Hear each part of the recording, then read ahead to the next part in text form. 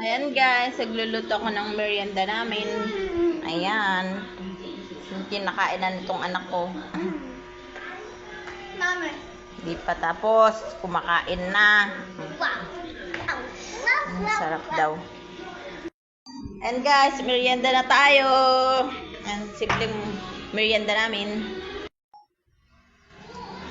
Hi guys, ang sarap po ng ating Merienda. meriendang Simpleng merienda. Iced tea. Pancake. pancake. Ewan ko kung pancake ba o parang tikoy. Kinalabasan. Basta, ayan, niluto ko lang yan. Ano, masarap ba? Sarap po siya guys. Masarap ba, Jared? Mama.